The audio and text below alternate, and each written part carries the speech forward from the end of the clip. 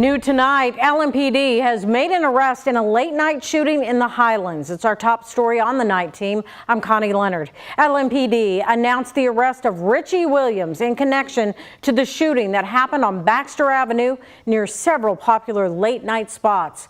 Williams has been charged with murder and possession of a handgun by a felon. It is important to note that Williams has only been charged in the death of one of the people killed that night. Both 20-year-old Michael Batchelor Jr. and 29-year-old Monte Wade were killed and another person was injured.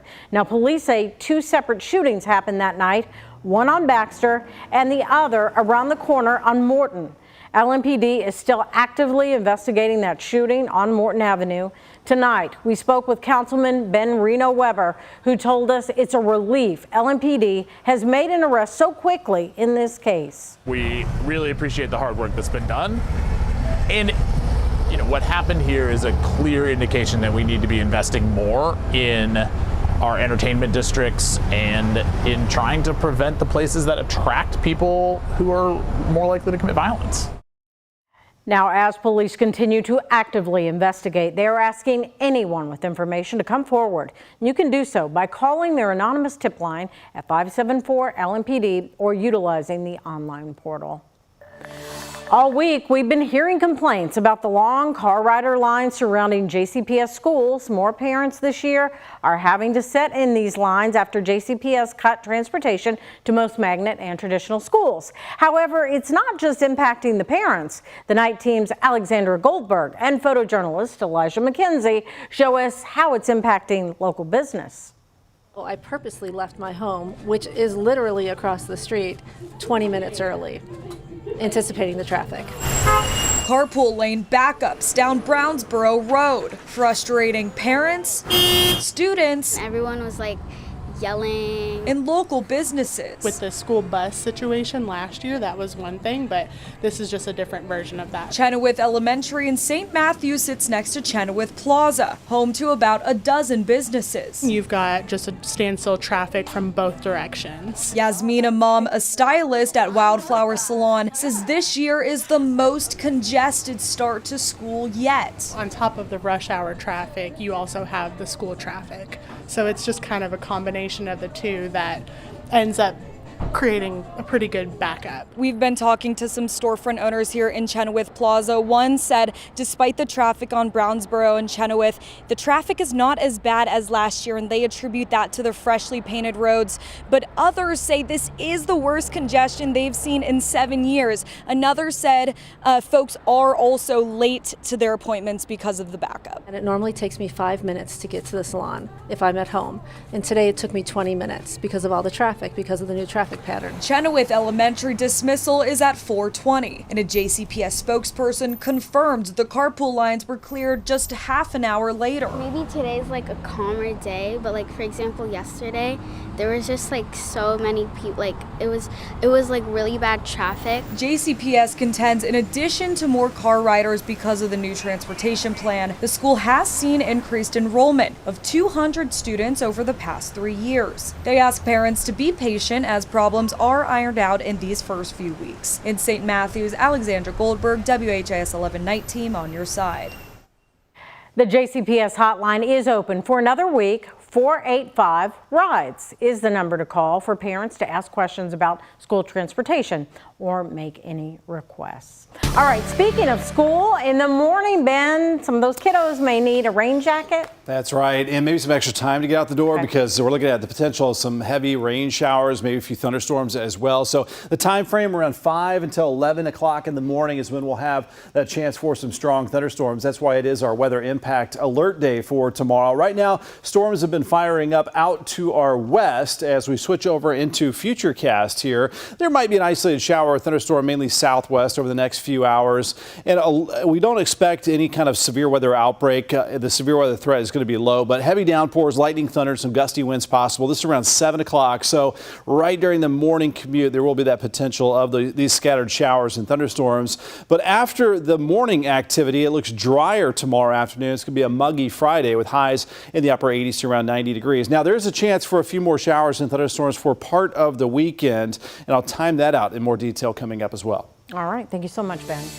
Some traffic news to report again tonight. It's now hour 12 of the shutdown on I-64. All westbound lanes have been closed after a crash near Simpsonville that happened around 11 today. 2 cars were involved, and KYTC says they were forced to remove the digital sign and steel supports as they had been structurally compromised by the crash. The closure was supposed to end a little over an hour ago, and there is no update on when the road will reopen. Well, a new ordinance will now allow the city to accept job applications from those living in shelters. Metro Council unanimously passed the bill last week. It is sponsored by Councilmember Ja'Cory Arthur. The night team's Taylor Woods talked to him and a community advocate about that impact.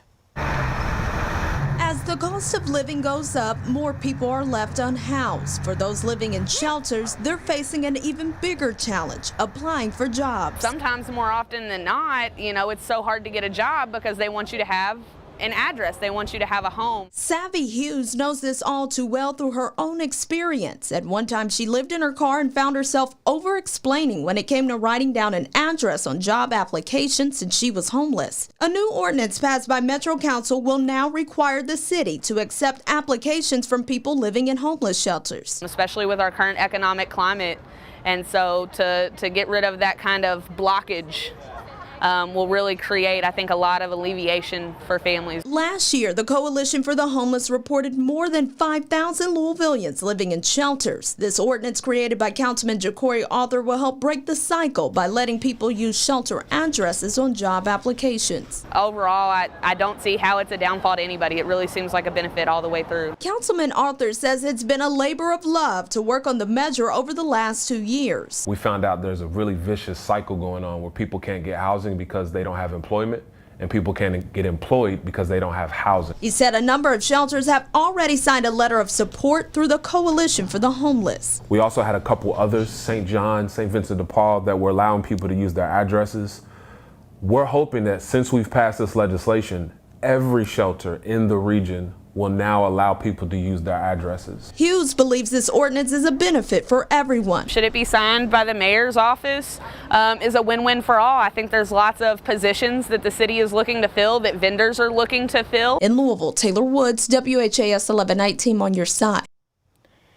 And the ordinance takes effect immediately once it's signed by the mayor. You can also find more information on our website, WHAS11.com.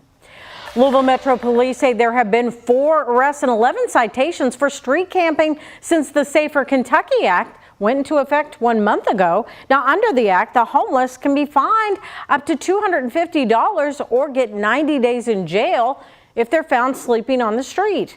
The most common thing that's happening is people are getting a citation for street camping and a court date roughly 10 days later. Now, if they miss that court date, they are issued a bench warrant, and their punishment could be steeper. Jeff Gill with Hip Hop Cares, a homeless outreach mission, says people on the streets are the most scared he's ever seen in 8 years of work. He also says this law is punishing people for something they can't control. When people are calling the bed reservation line to find a bed inside one of the shelters, they're being told that they're full every day. So our local government is not meeting the demand of shelter space. Now, a spokesperson for the mayor's office said today that Wayside Christian Mission's low barrier shelter does have space. The Kentucky House Republicans also sent us a statement in part saying the law has roughly 30 provisions and law-abiding men and women and children deserve to know their safety and security is our priority.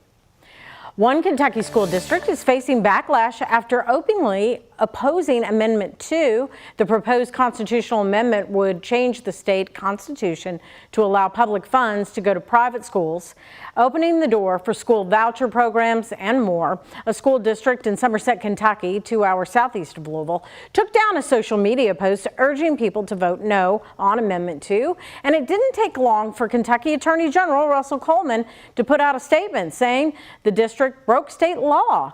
Governor Andy Beshear taking exception to that scrutiny. Let's put this all in context. This was a Facebook post. This wasn't spending thousands of dollars on a mailer. This was a district expressing its opinion on a Facebook post. Public funds should be used in the education system for public education. You don't use government taxpayer dollars for political campaigns. Now, if passed, the amendment opens the door for taxpayer money to go to private schools. Some say this will give parents more choice in education. Others say it will risk more cuts to public school funding. Kentucky Governor Andy Beshear says he does not want a job in the nation's capital. Beshear was on the short list to be running mate for Vice President Kamala Harris. In the past, presidents have used their short list of VP candidates to pick some cabinet members. Well, during his Team Kentucky update, Beshear told reporters he doesn't intend on accepting any position in Washington, D.C. I hope I did us proud. That was my goal the whole time, to make sure people were looking up to Kentucky, not down at us like they've done for far too long. And I don't remember a time when a Kentuckian was going through this process. So it was just pretty neat to see Kentucky written with all of those other states. With that said, I don't intend to accept any position in Washington, D.C. This is where I'm supposed to be. Beshear went on to say he's excited to finish out his term as governor. Well, the Louisville Kroger on West Broadway is getting $1 million renovation. Customers can expect to see an increase in products and shelving, improved variety in fresh categories, updated decor, lighting, exterior signage, and new landscaping. With the announcement, Kroger's Louisville division is investing $500,000 in increased wages at the Broadway store, with starting wages beginning at $14.70 for courtesy clerks and $25.85 for department leaders. Tomorrow, store leaders will be at the Bishop's table with Bishop Dennis Lyons discussing how the remodel will impact the store and its hours.